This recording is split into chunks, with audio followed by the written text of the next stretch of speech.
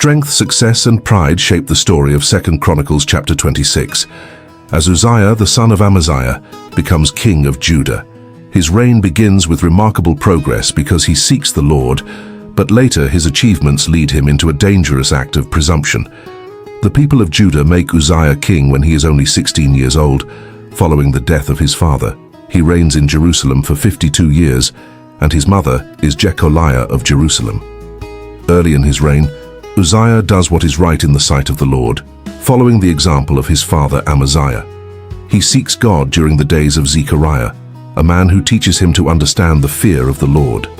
As long as Uzziah continues seeking God, the Lord gives him success.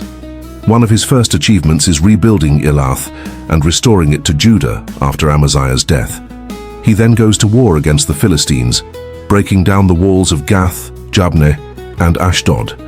He builds towns near Ashdod and throughout Philistine territory, extending Judah's influence. God helps him not only against the Philistines, but also against the Arabs living in Gur-Baal and the Munites. The Ammonites bring tribute to Uzziah, and his reputation spreads as far as the border of Egypt because he has become very powerful. Uzziah also strengthens Jerusalem. He builds towers at the corner gate, the valley gate, and at the angle of the city wall, reinforcing them for defense. Beyond the capital, he constructs towers in the wilderness and digs many cisterns because he owns large herds in the lowlands and on the plains. The king takes a personal interest in agriculture. He has farmers and vineyard workers in the hills and fertile lands because he loves the soil. His reign brings growth not only through warfare, but also through farming, building, and careful development. At the same time, Uzziah organizes a powerful army.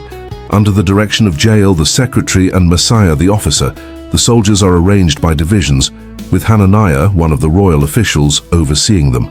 The army includes 307,500 trained men, led by 2,600 family heads, all prepared to defend the kingdom. Uzziah supplies them with shields, spears, helmets, body armor, bows, and sling stones.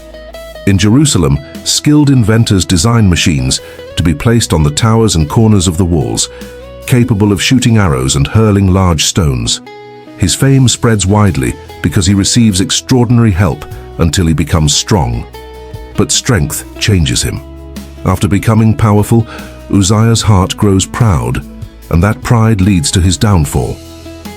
He enters the temple of the Lord and attempts to burn incense on the altar, a responsibility reserved for the priests descended from Aaron. Azariah the priest follows him into the temple with 80 courageous priests. They confront the king, telling him that he has no right to burn incense before the Lord. They command him to leave the sanctuary and warn that this act will not bring him honor from God.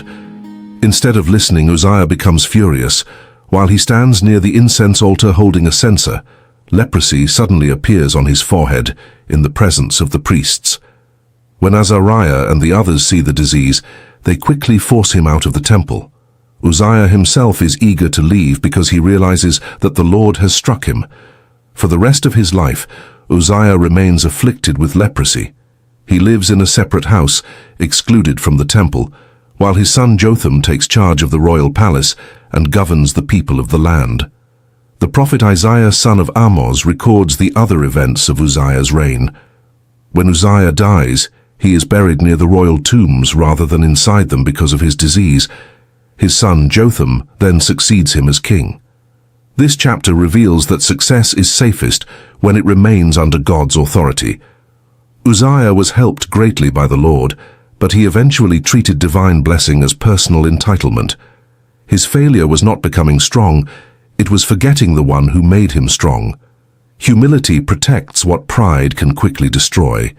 The account moves forward in 2 Chronicles chapter 27, where Jotham becomes king of Judah.